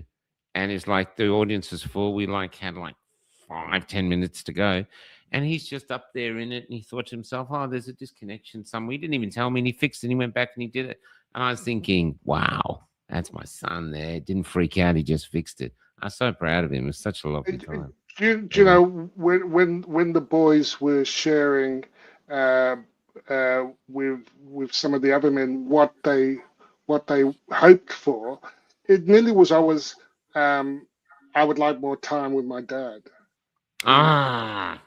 You know, because, you know, and there was I heard several boys near me sort of in the conversation say that, and it's, it's just, you know, in a busy world with work pressures and that, we forget that, you know, one-on-one time. We forget what matters. Yeah, and that whole week, I can share. One of the things is there's no devices. You don't have your phones. You don't have your computers. You don't. We didn't even have a clock. So I lost a whole day. What happened to Thursday? I don't know what happened to Thursday. It just I did. I didn't know what day. You didn't know what time it was, and I eventually didn't even know what day it was. But and that's why I have no idea what's happened in the last week. But it appears the lights are still on, and the food is still in the shop, so it's all good. So the benefit of being unplugged and in nature too is very powerful. And you know, this is a beautiful country and a beautiful part of the world. Yes. So I guess you started waking up with the dawn, getting tired when they went down. Yes. Kelly and I love being in the bush. We just love it. I mean, it's great being with people, but to get isolated in the bush, you know, it's to be with all the insects and you just hear them. It's like an orchestra, you know. Yeah. So that was part of the healing of it, and you know, to unplug. And in some ways, I thought it was almost like a cross between going on a retreat and a military boot camp, with games thrown in and challenges. So yeah, wow. Well, I'm just going to move on. We're having the quiz show back tomorrow, but look, the quiz show has been developing. Okay, we knew we have something there. One thing's interesting, Paul. We have an army of trolls attacking us when we're on it. So I've never seen so many trolls, which makes me think we're onto something. And what we were doing is we're more interested in the creative answers. And what the thing is to bring out the larrikinism, the larrikin. So I'll be like Morecambe and Wise. I'm like Wise. I just do a few dumb dad jokes. But I go to the audience. Like last week, one of the questions was some guy walked into Florida police station and confessed to a murder, and he'd murdered his imaginary friend. And so the question was, creative answers only, how'd he do it? And An Imaginary Machete was the winner by Mark McDonald. But there was all these other great answers. So what we're going to do, guys, is tomorrow when we ask the creative answers, ones that are okay get 1 point. Ones that are, oh, that's funny, 2 points. And then the cracker gets 3. So everyone can contribute. I would recommend that people get there on time. But that's what we're going to keep doing it. And what we want to do is just have people get it out, have the laugh, take the piss. It's healthy for us. So, and the song is still catchy, but if I get time. Most people are not vaccinated against. It's the quiz show on the globe. It's the quiz show on the globe. I'll see if I can change the video. It's the quiz show on the globe.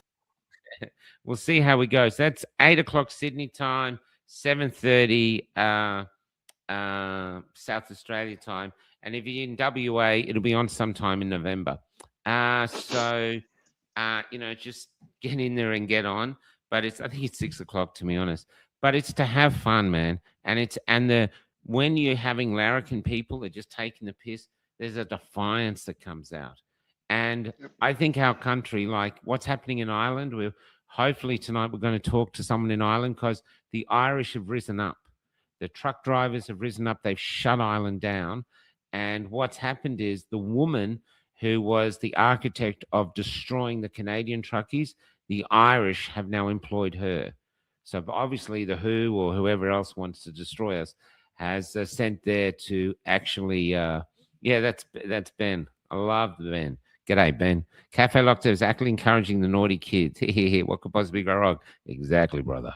Yeah, Ben's great. And see you tomorrow night. Yeah, that's it. 8 o'clock, guys, on the time. Piss fart around to get going. But then we're going on.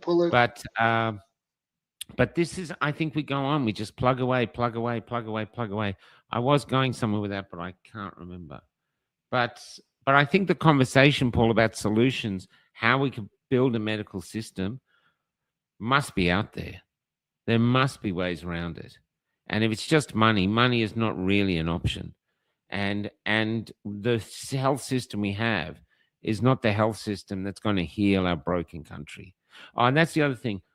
I did, to all the people who regret the fact that they couldn't talk their loved ones out of it, I'm going to find this interview I did years ago in my bus. I think I was in Tamworth or somewhere, or Tenterfield maybe. And it was with, remember that doctor we interviewed from New Zealand, and he became a psychiatrist. He was Jean. He had a French name. Oh yes, the Dutch one. Yeah, the one who could say your name properly, just to piss me off. Remember him? Yeah. So he was on with a Jewish doctor. Both of them had 50 years worth of experience. Both of them had massive families, and they could not talk any of their relatives out of stopping taking it. Even though they were 50 years worth of medical, 100 years together, they couldn't stop. So you have to forgive yourself if you couldn't do it. It's not your fault. You tried, you have to forgive yourself. And forgiving ourselves, I believe, is the first way forward, because then you're a better fighter. You forgive yourself. Think of forgiving yourself as Rocky laying on the canvas and he has a choice. Lay there and get some money, or stand up and go for glory. And forgiving yourself is the way for us to get off of the canvas and start more effectively fighting. We've done our best. Paul, you've done amazing. Everyone out here, the Jasons, the Belindas, where's my mate? I saw it just before. Mark and Borrow, Lisa Comer, everyone, all of us, we've tried our best. We're up against a huge things. Pauline, the woman who gave me a great haircut, we're still powering away. And that's it. And positive, like some woman I met today thinks she was so negative. She's really nice, but negative. I said, I can't take any more negativity. I know it's all shit. Now it's about how do we grow flowers from shit? Yeah. How do we use it as fertilizer? You know what I mean? I just want a world that makes sense. Well, that's what let's start making sense out of it. And I tell you what I know now, the way to make sense of it now is to turn it around. If you're trying to look, how do we get here from a human perspective, makes no sense. You turn around, how do we get here from a business perspective? What were those tests where they stuck it up your nose? PCR the tests. PCR. I interviewed a guy today with John Stapleton. He worked in one of those tents. $250 a test. So someone made a shit ton of money. Those Perspex things that went up everywhere, someone made a shit ton of money. Whoever developed the app for your phone, so you know you can get all your vaccines in there, someone made a shit ton of money.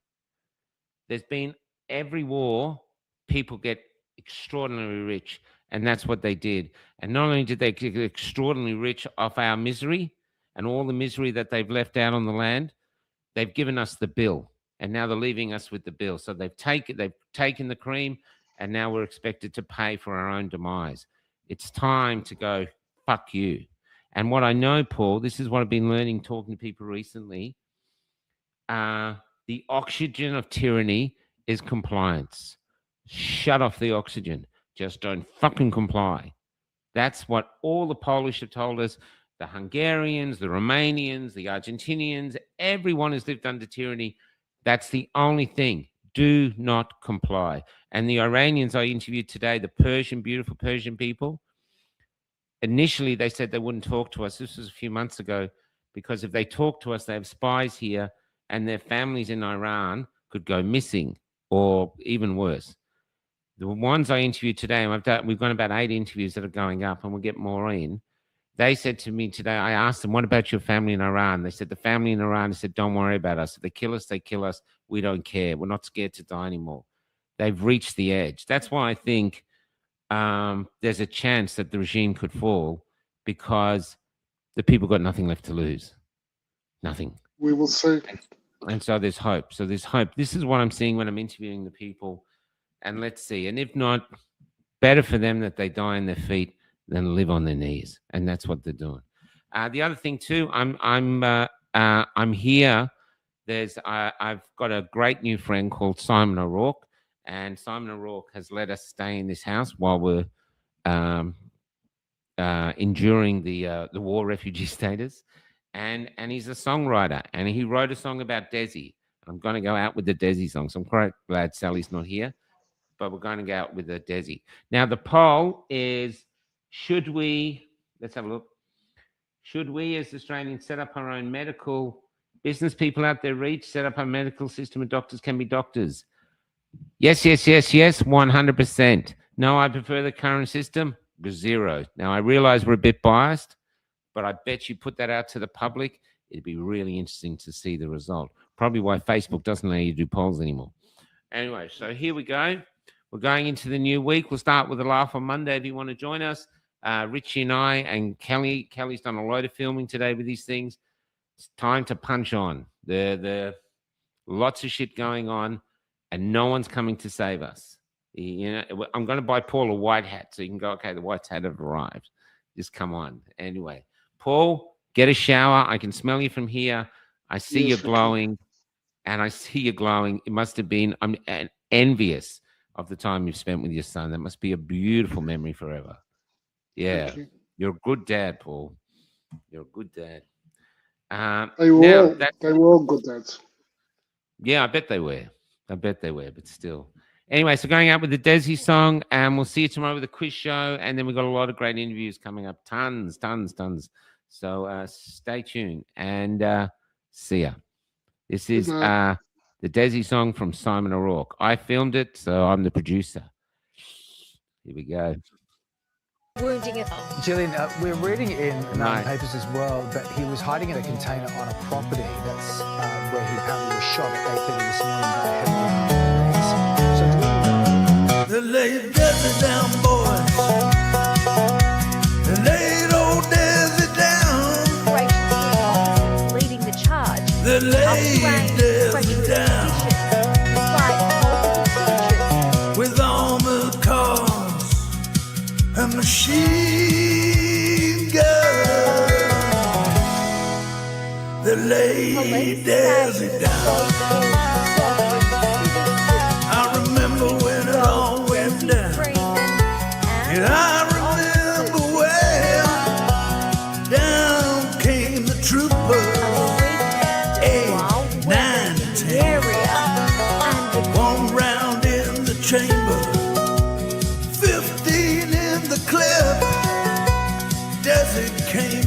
shooting, gave them all the slip. He shot 2 down in cold blood, or at least that's what they say. 10 cops with Smith and Wesson couldn't stop him getting away. They couldn't stop Desi getting away. They laid Desi down, boys. They laid old Desi down with armored cars and machine guns. They laid old Desi down. Okay, done. I arrest you for aiding or abetting. I arrest you for acting aggressively and uninterested and perverting the course of justice. You must stand down. You're now in my custody and under arrest. You are not free to leave. Just have a seat. Does this court obey the law, sir? Just have a seat. Does this court obey the law? Have a seat. Even just once. Have a seat. Ned Kelly and his old bush rangers fought against the law. Like them, Desi came to grief. We've seen it all before. They shot him full of holes, leaving children and a wife, and nevermore he'll go roving. But we all know such is life. They chased him all around the bush, hunted him night and day. But all the cops in Gippsland couldn't stop him getting away. They couldn't stop Desi getting away.